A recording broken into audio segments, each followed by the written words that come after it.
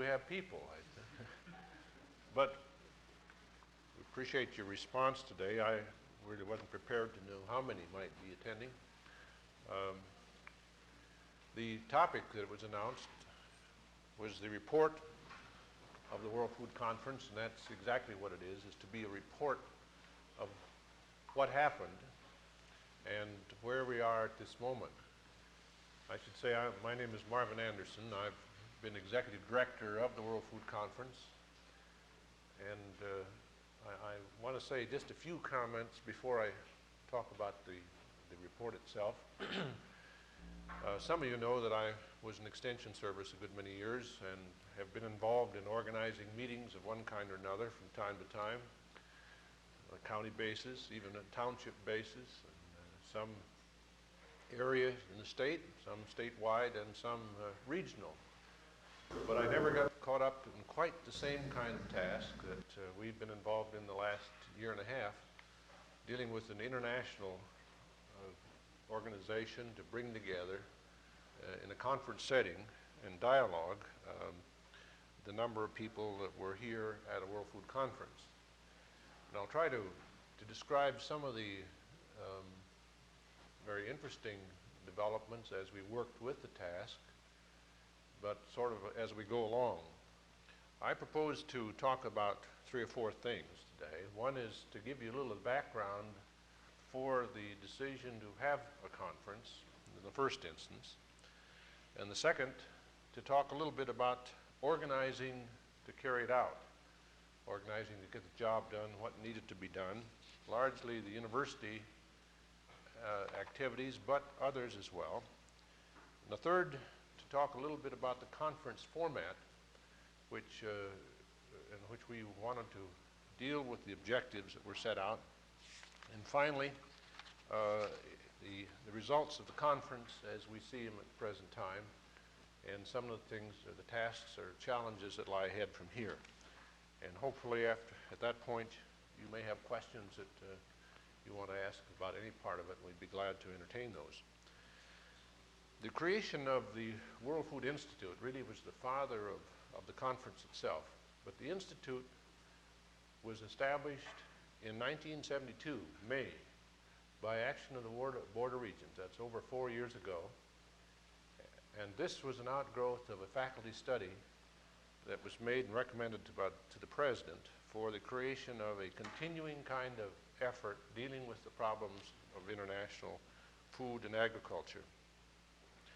There was in this report and in the establishment of the Institute itself a recognition of a good deal of staff involvement, individuals who had been in foreign assignments from time to time, or contractual arrangements through which units of the university or colleges were involved in a contractual arrangement either with foundations, AID, and others. And this recognition and expression of interest, coupled with the experiences that we've had here over the years with some graduate students who have been trained for a good many years, a number of foreign students who are here to receive training, particularly in the areas of food and agriculture, culminated in the suggestion and the recommendation and approval by the Regents in May 1972. Immediately after the creation of the Institute, there was established a faculty policy committee, and early on they said one of the things we need to have is a conference that would bring together scientists and leaders to talk about the problems that they face in order that we might be more effective in the work that we are dedicated to do in the Institute in the years ahead. And so in late 72 or 73, 1973, the idea for the conference was launched and approved. The date was set for 1976 for 2 reasons. One is this would be the time when the Sheeman Continuing Education building was scheduled for completion, an item that occupied a good deal of the interest of the planners as they watched the building move along rather slowly and through the flood a year ago, if you remember, and in preparation for the conference. And secondly, 1976, because it was a bicentennial year, a notation that was helpful in the sense that later on, the project itself received approval and recognition by the American Revolution Bicentennial Administration, which helped in the funding and in many other ways that we don't have time to detail, except to say that within government and within our relationships with foreign governments, this idea was important as we made contacts, as we sought to enlist support particularly through the Department of State. That's the background for the conference. The date was set and plans just underway. The organization, a little bit about how we organized for the conference. Several meetings were held in Washington with those who have conducted international conferences of this scope, and we were interested in their observations and questions. Several of us were at one meeting where they asked us, had we ever put on a conference before?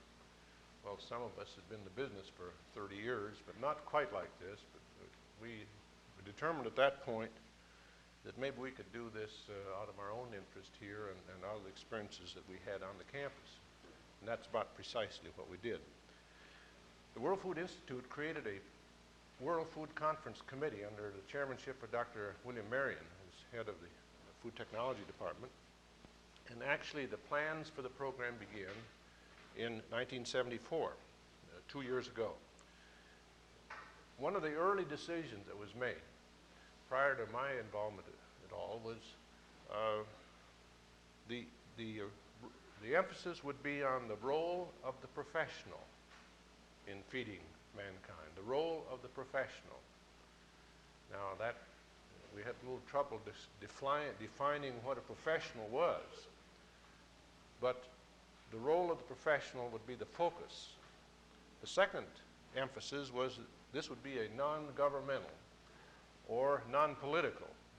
Interesting enough, the first news release, the word apolitical was used. This would be an apolitical conference, one word.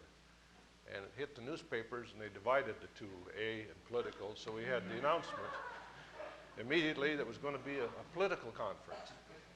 Well, we stopped using that word in the next brochure to emphasize the point, of trying to have an objective search for the facts and appraisal through the processes and attention on the role of the professional. And the third emphasis was that it would be an inter or multidisciplinary conference. Too often international conferences have dealt with nutritionists or economists or sociologists or animal science by themselves, geneticists. And the point being that often they have answers that are not fully tested against the disciplines that might interact. And furthermore, the problems that they encounter don't divide themselves neatly across into the discipline categories. And so this format was outlined and agreed upon. Shortly after the planning began, there was the announcement of the Rome Conference, Mr. Kissinger's announcement, which gave a little cause and some pause for reflection whether we should proceed or not, that this might be an outright duplication, and a question whether we should go ahead, and even the name World Food Conference was identical. However, following the conference itself, and appraisal and counseling with an outside advisory committee, the decision was made to go ahead principally because this was quite a different approach. The Rome Conference had representatives of governments coming and really was a political conference. This was an attempt to bring people who are not politicians to the conference to deal with the problems of food and hunger. It was this time in November 1974 that after 45 days of retirement and enjoying myself, that the President and Vice President asked me if I wouldn't take on the assignment as Executive Director of the conference. It sounded very exciting, but as in most kinds of activities of this sort, not all the things are told when you accept the assignment that you learn about later. One of those was an assignment I had never had in any magnitude of this sort, the task of raising the money to have the conference in the first place. And so since the decision was made that this would not come from public funds, that we'd seek outside support from corporations and foundations, there would be no public funding from the university in actual dollars. Well, our task in working with the committee was about threefold and continued on really for the next 6 months or longer. One of them was the task of refining the objectives that in a sense were subtly suggested, at least by the 3 points of emphasis that I mentioned earlier. The emphasis on the professional, the non-political conference, and the multidisciplinary aspects. The second aspect of our task was organizing the committee structure, making assignments that would enable us to work towards definite goals and move along towards the deadline of June 27, 1976 as the opening date. And the third task was that of contacting institutions like our own, our sister institutions, organizations, foundations, departments in government, enlisting their support and securing the funds that were necessary to carry it out. Now, I do want to step back and just, for some of you who, I do know some of you were at the conference, others of you may probably know. How many did attend one or more sessions of the conference? Well, about a third or maybe half of you sat in on some of them, and a few of you I know attended the entire conference. But when you appraise the conference itself, it seems to me you must look back at the objectives that were set forward to see to what degree you might have reached those, or in that direction at least. And so I'm going to read to you the objectives as they were printed in our program and as we followed along in the conference planning. And I quote now from that statement: "The production and distribution of food necessary to provide adequate nutrition for an expanding population is one of the gravest problems facing the world. The solution to this problem is found in the commitments made by individuals, organizations, institutions, and governments in the use of their resources and in the application of many areas of knowledge and human activity." A very broad general statement, as you see. But a conference to be productive must focus on somewhat more limited objectives. The World Food Conference of 1976 defines its task as the bringing together of natural and social scientists to examine the world food situation, to explore the crucial points at which breakthroughs may be sought, and to channel creative energies toward the discovery and adoption of superior methods in husbandry of material resources for the production, distribution, and utilization of food. Then we stated the general objective as this: to broaden and intensify the involvement of scientists and educators. And here we're trying to define the professional role. Intensify the involvement of science and educators in solving world food needs through concerted efforts among universities, research organizations, extension services, and their many disciplines. And this objective will be pursued by, 1, using the methods and the insights of the natural and social sciences to analyze and understand forces that limit or prevent the solution of world food problems, and focusing on scientific and technological efforts towards solving these problems through the discovery and application of new methods, knowledge, and material resources. And third, encouraging the cooperation among universities, public and private research organizations, and extension services in the commitment of their efforts and resources towards the solution of world food problems. Here we're talking about the commitment that institutions hopefully would make. And finally, the objective would be pursued by increasing the public understanding of the world food problems and possible solutions in relationship to the population and energy situations. These then became the document around which we structured the program and planning for it. That leads me to the third area. Well, let me step back just a moment. The objectives were defined, the organization set up, in which we had a program subcommittee under Dr. Charlotte Roderick.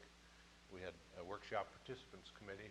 The task of identifying international leaders from particularly outside the U.S.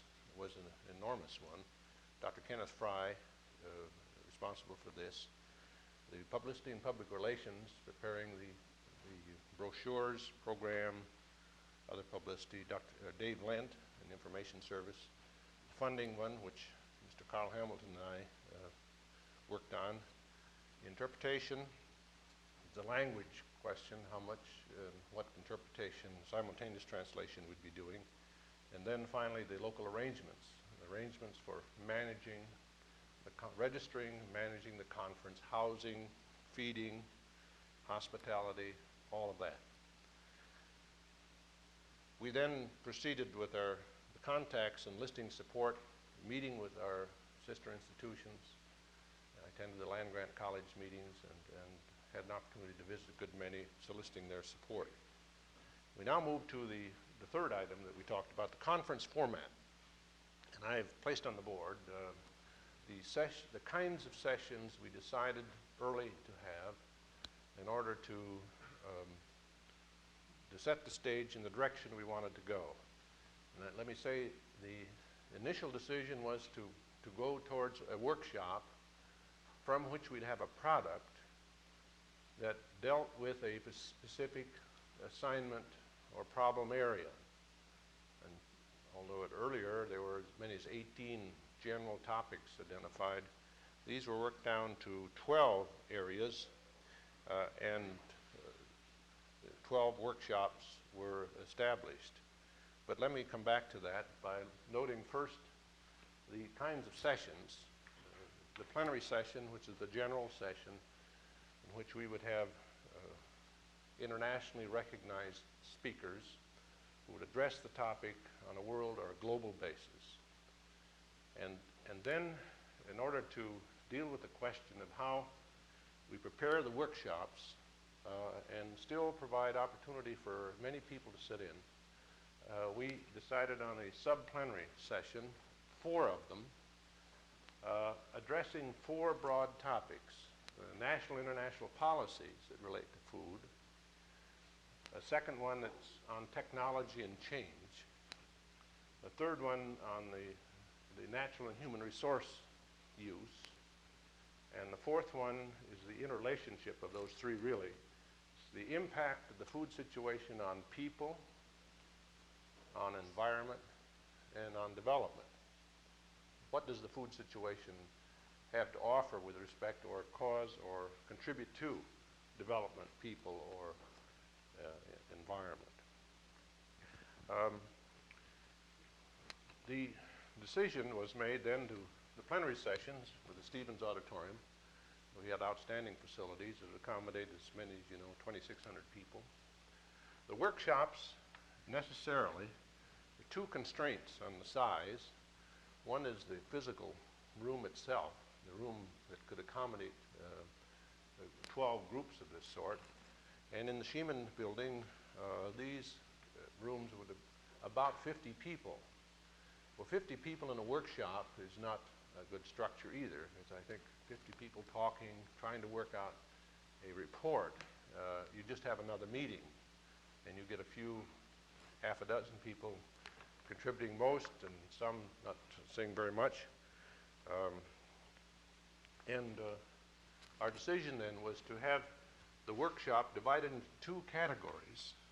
We had a little trouble describing naming these categories. We called one the panelists, and the panelists were invited persons to each workshop who would be responsible for the report.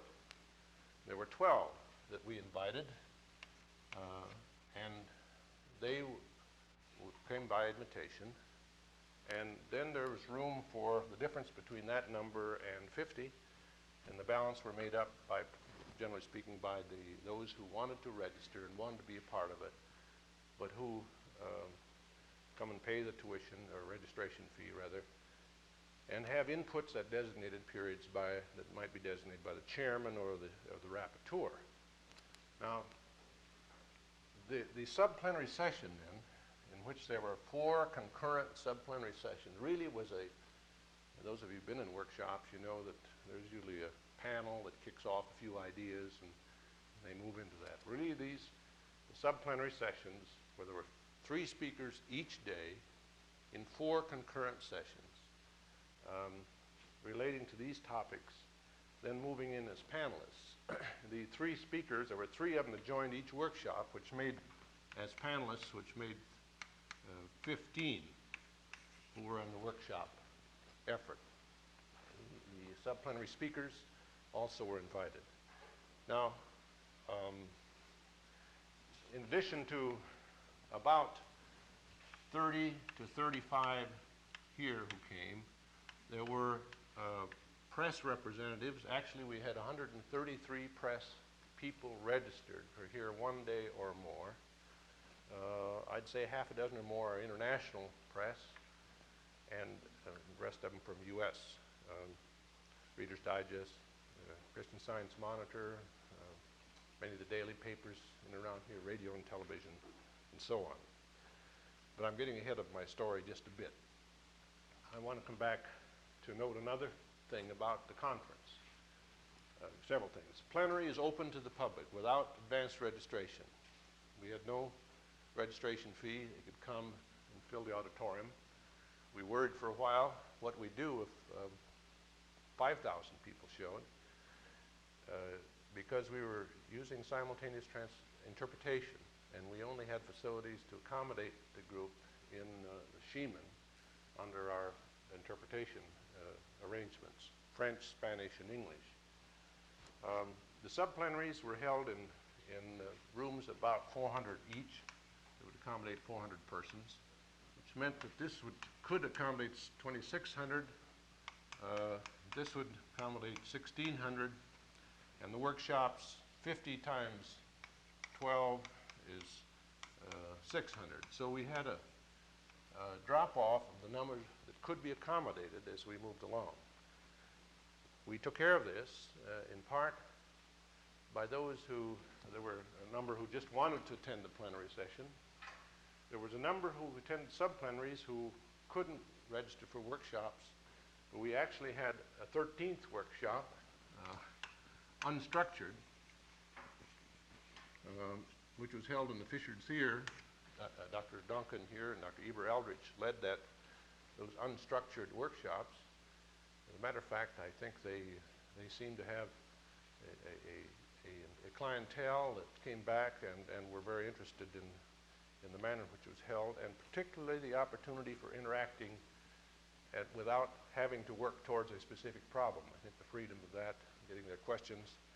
I've told the story that some of you have heard once in a while of the farmer who, in a meeting in Extension, came up afterwards. He said, "You know, that was an awfully good meeting we just had. I got to talk 3 times." And there's a principle behind that. If you have an opportunity to express your view, why, you feel better about, even though maybe not much more goes on, you feel a little better by the chance for interaction. And that was the case here, as well as in the workshops, although they were working towards a particular report. There's another item that relates to the program flow. On the first day of the conference, Monday, the talks in the plenary session and the subplenary were asked to look to look at what the situation is, or an assessment of the problem that related to the topic they were assigned.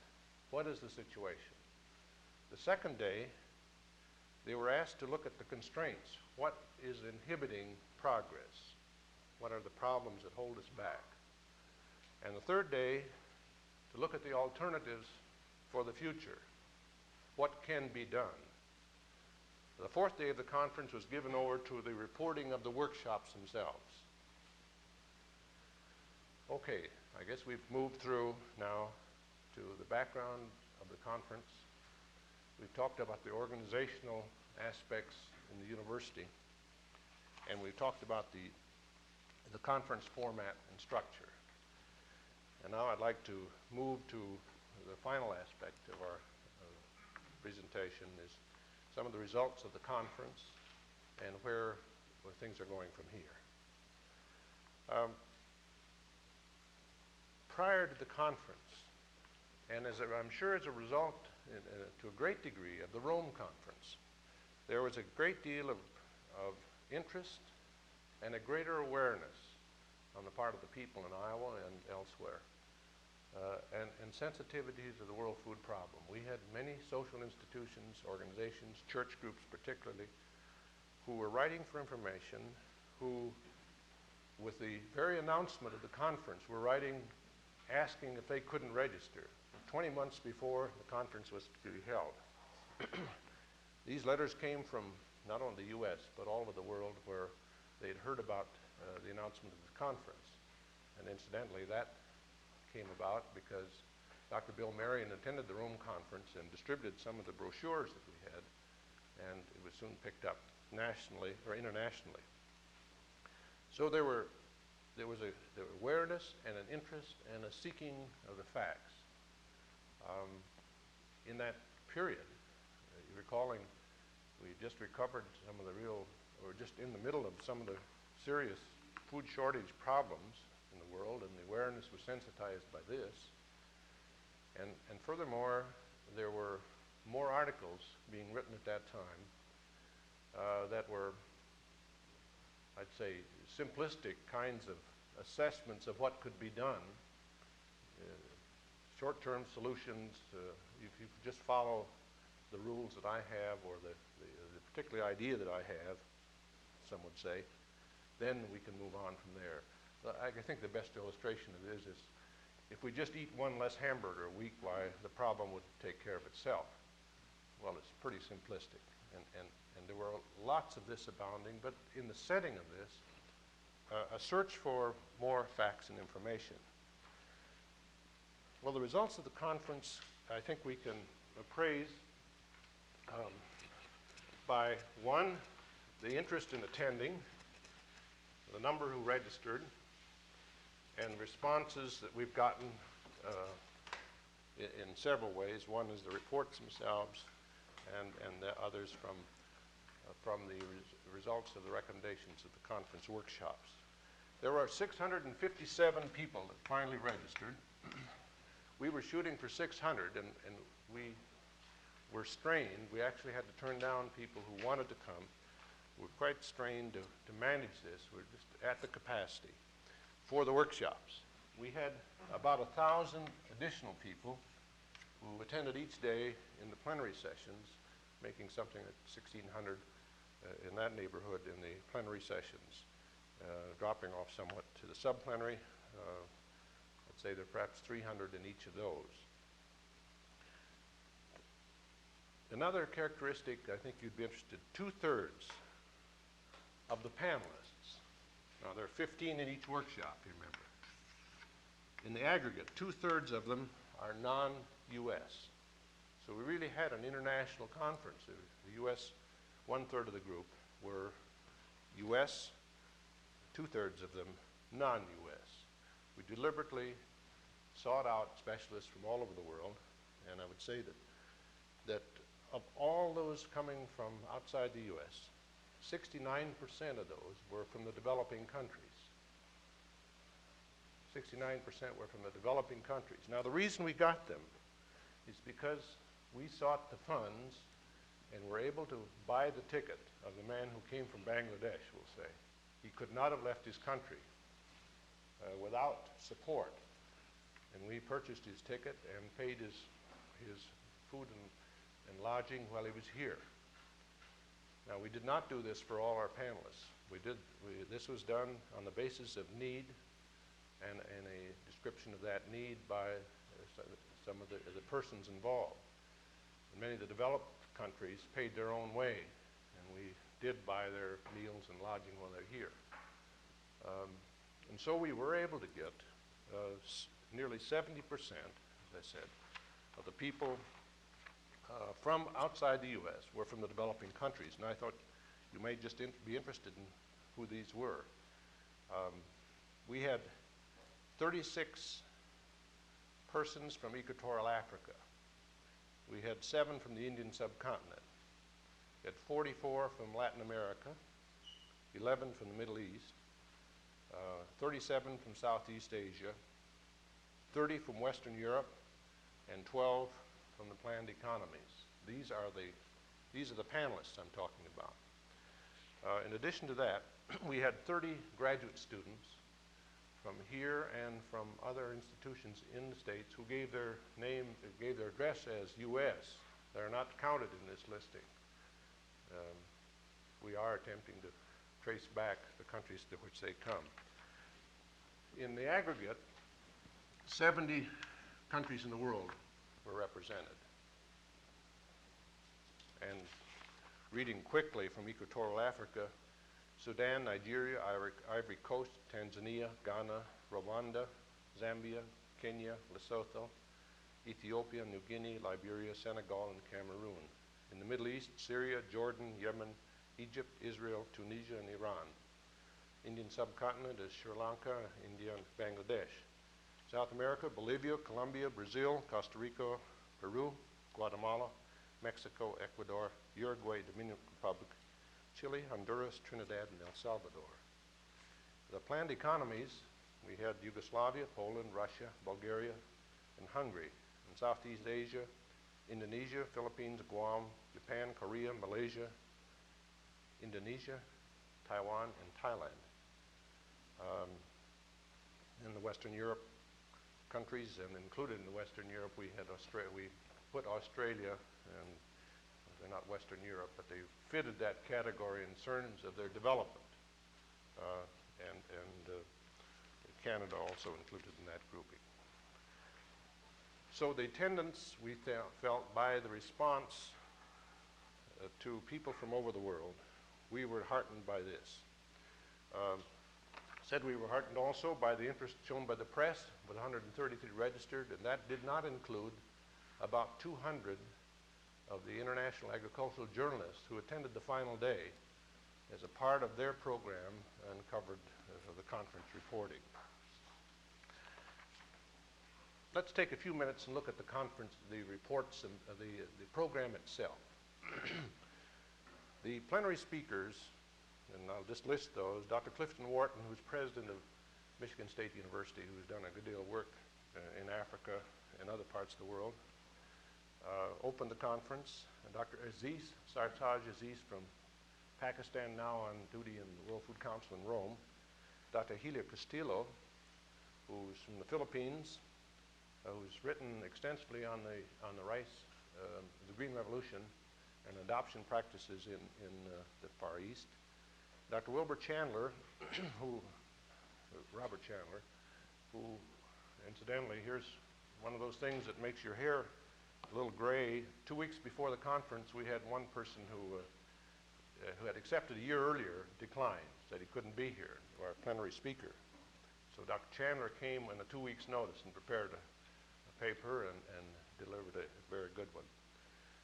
Dr. Burton, Glenn Burton of ARS, Dr. Oloswamni from University of Ife in Nigeria. If I could pull out a couple thoughts that each expressed, I'll just throw those out as sort of ideas that I caught from their presentations. Dr. Wharton talked about the political will necessary and the involvement necessary of the politicians to implement planning into action. And he would categorize the professionals, which would include politicians, in a somewhat different way than we would have. He talked about not elected officials, but those who were heads of units. In other words, he'd classify President Parks as a politician who has to justify his budget to a legislative body and defend the program. He would include that kind of group. Dr. Aziz made the strong point that the food situation was not a single-phase, simple task that's dealt with in agriculture, population, and development, but a combination of all three with simultaneous effort and a long-term proposition. Dr. Castillo hit again and again the idea of education in the developing world needs to be done close to the cultivator, to the farmer, instead of the planners located at some institution or in government centers working with the cultivators. Dr. Chandler, who spoke on the agronomic, physical, and aspects of production, emphasized the better use of fertilizer and more efficient and effective use of water resources in production. Burton, some of you heard him, he started out with the thought, you've got to wanna. You have to want to do something to get it done. And he hit that all the way through. It's the individuals involved. He talked about the extension worker. You have to want to do the job and see that it gets done. Oliver Swamney hit at the idea that the food problem was really not a problem by itself, but it was really related to development in the broad sense, the development of a country or an area. And he struck the note, I think, that was picked up in many places, I'll report a little later, of the population problem by citing the statistics in his own country. I believe, my notes are correct, that in 1931, that country had 20 million people, and now in the 1970s, there's 80 million people, 4 times the growth, from 20 to 80. And he focused on this as an important recognition by people at the conference. The supplementary speeches, there were 35 of those. One of them did not come. We had one we had counted on that didn't show. But made specific, their topics were more specific with respect to a topic assigned and to their parts of the world. And it'd be very difficult to capture a summary of this. They had men and women speakers, and I thought in the aggregate did a very, very good job representing views that came from the developed and developing world. The workshops, as I said before, were somewhat more in number than we wanted,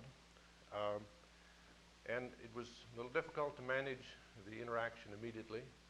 And any of you who have ever chaired a committee meeting of 12 people, even though maybe you're friends, and you know, at least you know every one of their names, and sit down and try to work through for an hour's agenda, know the task it is to keep on target towards some goal. And when you add this to a group of people in a workshop that most of who'd never met before, and come from cultures as wide as Russia to Sri Lanka, if you will, and with different ideas about what needed to be done.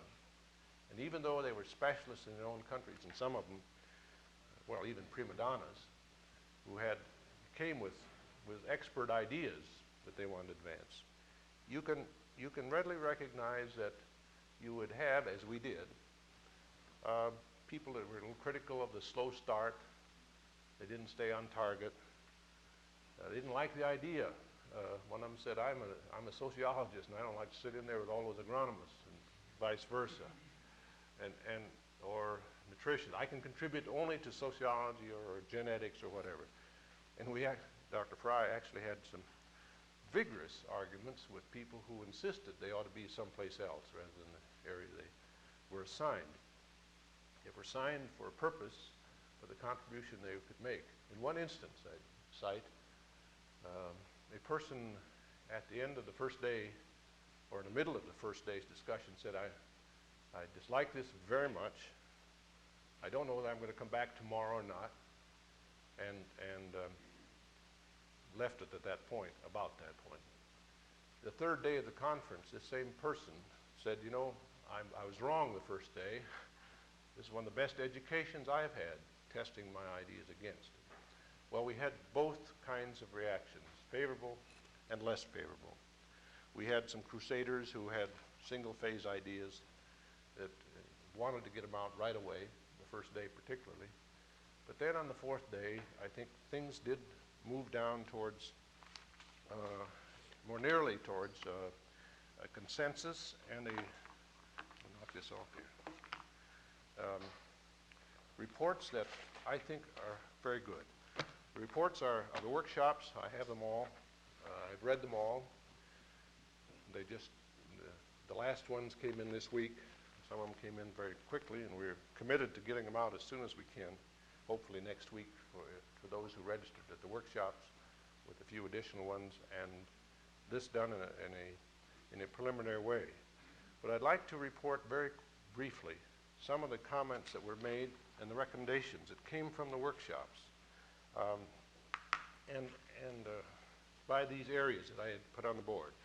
First one is national international policy, and the one I'd like to cite from is on food production policies, in which Dr. Jim Hildreth and Dr. Ross Talbot, head in political science department here, was rapporteur, and their introduction says, we recognize the purposes of food production policies to be: 1, to provide adequate nutrition for a population of a country; 2, to generate increased employment and income; 3, to provide, where possible, surplus food products for export to obtain foreign currency or exchange; and 4th, to develop food processing and distribution industries using local materials as well as industries utilizing byproducts in order to improve employment opportunities, the quality of life of the people in the country; and 5, to improve the self-reliance in food and agricultural raw materials in order to assure the availability for food processing within those producing countries. It's sort of a statement of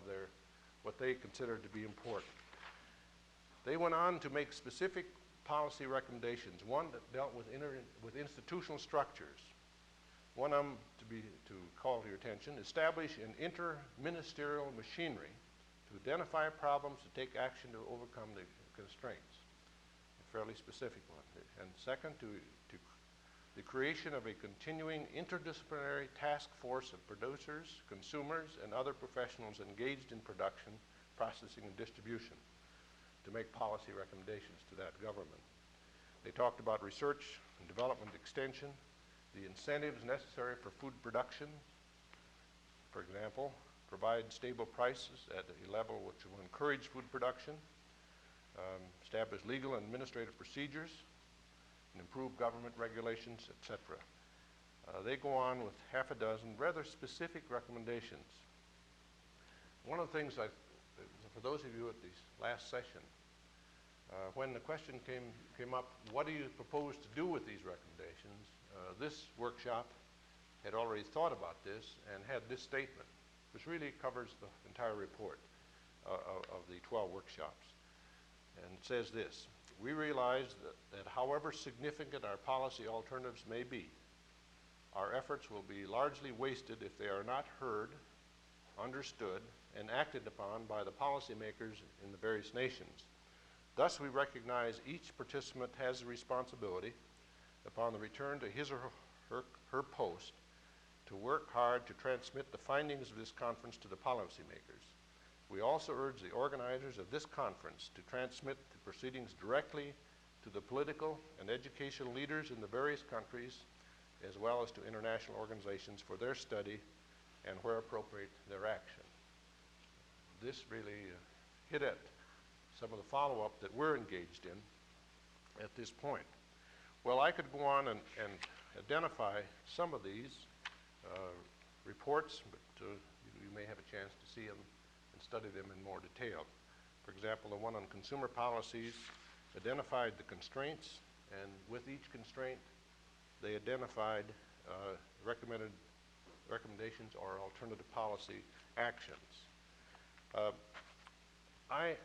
With the time running out, I think I will pass the opportunity of referring to these, but with this comment, one of the interesting parts of the the features of the 12 workshop reports is the ideas that kept coming up in each one of them. In 3 of the 4 broad areas, the population question was one that was hit at as a very important item, and recommendations from that. Another one was the package approach. Too often, the comments go, we've made single-phase kinds of efforts, the adoption of a new variety, to be specific, without the consideration of all the things that are necessary to make that possible. Credit, marketing, transportation, and so on. Research and extension kind of package. Another one was the political will that's necessary for a country to really move ahead if they're going to be well fed. A third one, or fourth one, the programs need to be adapted to the areas that they're intended to serve. And this idea of transplanting technology from one area to the other needs to be looked at rather carefully. One of the speakers in talking about this said that it's all right. She's not talking about moving the clock back, but let's look at things pretty carefully before you move it ahead very fast or very far. And she was referring to the idea of the notions that, well, Americans have done this, so therefore they can transplant this someplace else and we can move it very rapidly. Another one that's a feature in the workshop reports, it's attention that's necessary to the small cultivator, the small farmer. Too often the practices and food production, now talking about this, was oriented to those who were already well-fed or had resources. The attention to the small cultivator with limited resources. And another one, that we need to be concerned about development in the broad sense. There are those who criticize us for the food conference, saying that food really is only a symptom of a broader, food shortages are a symptom of a broader problem. That it's, one person said, if people were employed and had resources, they could buy food. So unemployment is more of a problem. Development was hit at a number of places in the reports as the focal point. Now for a couple quick general appraisals of my own that came to me through persons who attended the conference. One of them who said he'd attended many food conferences, but he wanted to tell me, this is from a European, he said he saw a lot of new faces. He went to conferences and see the same old faces, attending the same conference and making the same speeches. But he saw new faces and he heard fresh ideas.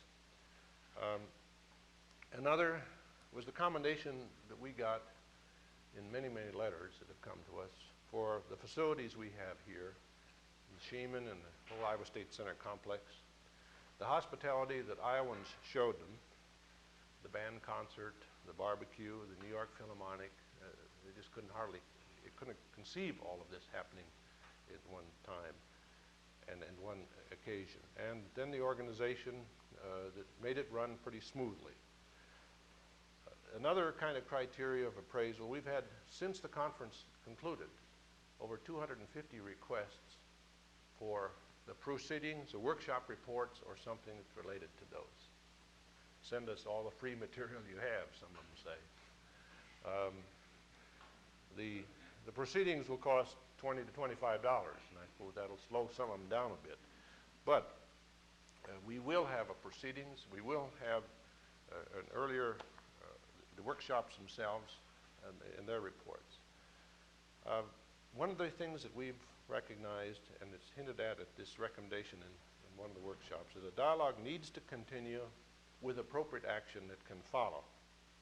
And in the recognition that the conference was not an end in itself, it really was a beginning towards other kinds of efforts that could be carried on, but it was an important step to bring together scientists and professionals in a way that had not been done before, and at least in this size. And that the World Food Institute, which is a creation of the Regents here in this campus, has the challenge for and continuing opportunity for carrying forward with some of the things that were discussed here and taking advantage of the opportunity that may develop later. And finally, a recommendation or suggestion or comment, I guess, that came from one of our sister institutions. He said Iowa State University initiated a good deal of leadership, and you're identified for that, but you'll now have to accept this as an expectation will continue from now on. And so sort of thrust upon you accepted the role, and now you must carry forward. Well, I want to say one final thing, because there are a number in this room who are intimately involved. I'm reporting as executive director of the conference, but I would guess there have been more than 150 staff members and graduate students who have assisted in one way or another in carrying out the conference.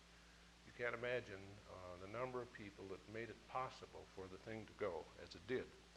And I think the hospitality, the friendship, and conference setting that was provided for this group is in large part due to the response that the campus, from the president to everyone in the campus who would respond in the manner they did. And I do owe a great deal of thanks to that group.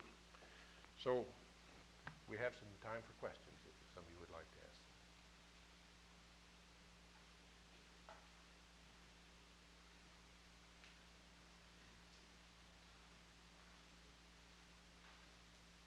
Any thoughts or ideas? Someone want to put on a conference? Yes. Just a minor point, but do you have any estimate of the number of women among those 650 delegates?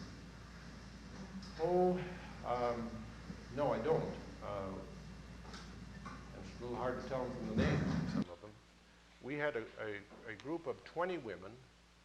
We had 3 groups of people who came under sponsorship, one of International Institute of Education, another under a women, largely home economists in developing countries who have administrative roles. There were about 20 in that group, all women. But there were women in another group which was being trained at the University of Wisconsin and the University of Missouri, men and women.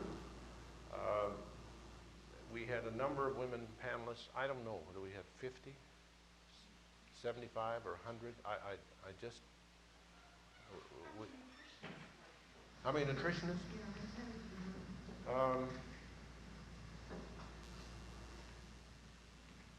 Well, it's a little hard to describe this, I think, because in the developing world, they're not specialized in the same way that we describe nutritionists on our campus. And women are involved in community development, or some are involved in agriculture. They may be trained and have a master's degree in nutrition. There were not as many advanced degree people from foreign countries, women particularly. There are not that many in foreign work. There were a number of women who had degrees from this institution and other Midwest and U.S. institutions, trained at the master's level, who were involved in work in their own countries. I'd say all of them were involved in problems of community development, in directing programs, or in training positions, that is, training others. I'm sorry I can't give you a specific answer in numbers. I could comment on our workshop 13. We had up to 125 people attending that, and over half of them, I didn't count them, but I'm sure over half of them in attendance were women. But some of those they were probably not any in that number. It would be over this number. These were assigned to workshops, Yeah, and then there would be those. Completely apart from the city. I'd say that our audience beyond the workshops, we had, those are from Iowa and neighboring states, we probably had 40% were women in the audience. In the plenary sessions and in the unstructured. The workshop that I was in was about a third women, but that was impact on people. So I wondered if that was So that's probably not Typical in terms of numbers. And the other one, there was quite a number of consumer. There was a consumer one on consumer policies. There were quite a number. Any other questions? Yes. I was at the time it was going on, and when I came back, I had some newspapers. Was it purely coincidental that Butts was here at the same time? Well, let me describe what happened. You see, the International Agricultural Editors Conference was designed to overlap our conference by one day so they could get the reports of our conference. That overlap was on July 1st, the last day of our conference. They had asked Secretary Butts to come on Sunday or Monday. He could not come. And he offered the day of Thursday, July 1st. And we weren't very frankly, we weren't very happy about this because we made every effort to, not that we have anything against Butts personally or his policies. This was not the question. The question was what it would appear to be a kind of conflict with the goals that we'd set up. So he and his staff apologized when they learned that after he'd accepted. But I think it worked out quite well, even though I had a call from CBS in New York the evening that he spoke, and they asked me the question immediately, how did Butts do at your program? And I explained it was not in our program, it was a separate program. As a matter of fact, I thought the papers handled it very well with Dr. Hanna's presentation and Butts, and they were on kind of a collision course if you saw the reports. Butts, or Hanna, speaking and advocating a great need for food storage programs that would deal with the emergencies, and Butts opposing this very vigorously. And so we got probably more news because he was here of Hanna's presentation. It was a coincidence in one sense, yes. Yeah. Will there be an abstract or a highlight publication or pamphlet that will be available for popular distribution that will sort of highlight some of the things that you mentioned in the latter part of your talk? Outcomes of the conference, the insights, broad general statements, and things like that. I guess we're just sort of trying to react what we need to do now, Weldon. We have in mind distributing the preliminary reports of the workshop, because they're about 8 or 10 pages each one. It's 100 pages of double-spaced material, and it's hard going through. They will be printed in the final form in the proceedings. The proceedings will have 40-some papers. It'll be a thick book. That'll be another place. Now, the only other planned activity is one that a grant was provided the campus here from the Iowa Bicentennial Commission to prepare some video, some film of the conference, which will be available in the sense of reporting. I don't know what it'll be, 30 minutes, 20 minutes, 40, I don't know. Bob, do you know what this is? This is going to be duplicated and available statewide or beyond that. They're in the process of putting this together now. They filmed a great deal. They're now doing some of the writing. We did get all the tape. Every speech was taped and are being offered to people. That is, the plenary sessions, the sub-plenary sessions are being distributed. 2 weeks ago when I checked there's over 250 of those have been sold. Tapes of people over are very interested in getting it. Most of them interested in getting it right now or yesterday, if they could, and this is a little difficult. My thought was that there are many international-minded people in various degrees that belong to many service organizations and so forth, like Columbus, Rotary. Yeah. They have an international dimension. We enclose a pamphlet with the bulletin that's mailed out, highlighting the conference. I think the natural question that comes to the popular mind is, what did they do up there anyway? And it seems to me you need something to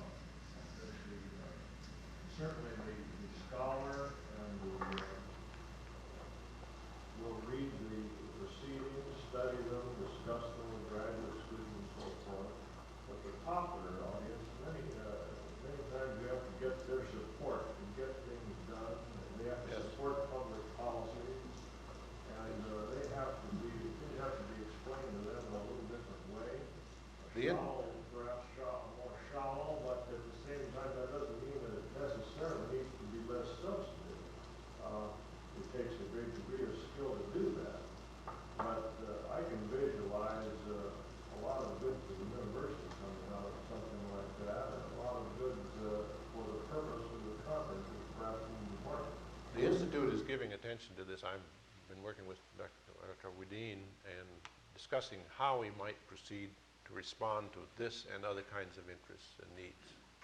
One is the strategy of putting this in the hands of the political leaders who may be interested, or leaders in government in various places, who are concerned about. A suggestion was made to us by the ag-attaché the director of the ag-attachés in Washington, that it'd be good if we could place this in the hands of each one of those offices. There are about 60 of them worldwide, in the languages that would be appropriate. Well, that becomes a little difficult, but a project that we think is certainly one we want to explore. Any other questions or comments? Yes, Bob? Were you aware of any movement that anyone is now thinking of another World Food Conference for 2 or 3 years hence? Well, people asked me that question a good many times, and I said, well, this was the bicentennial. The tricentennial has plans for them. But no, I think that it has to be answered in a more serious way than that. And really, there are other segments of interest that may focus. We got some criticism because we deliberately left out the politicians. And there may be a way to deal with this at another step. My response to that is that, well, if you're building a house, you don't start with the roof. You ought to have a foundation first. And you can't do all of them at the same time, at least. And there were those who were somewhat disappointed in the conference because it didn't do all the things in dealing with the World Food Conference. Some of our church friends thought we should have dealt with some aspects of their particular interest. And we did narrow the focus. But I think the answer to your question is we do need to look at what maybe another step is, and the important one, that we might carry it farther.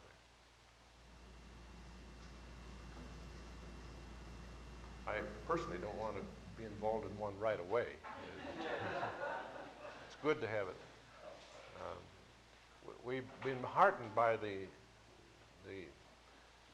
unbelievable response that we've gotten from people all over the world who've gotten home and written letters and expressed appreciation to the university and facilities, and it's been an exciting event from that standpoint. Any other? Yes. What does the $25 proceedings include? Just the book.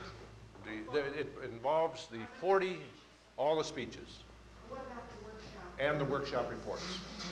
And the workshop reports. Now those who registered will get a copy. You know, that's part of the registration fee. Those paid a registration fee of $45 will get that. Or $25, the faculty. Well, thank you very much.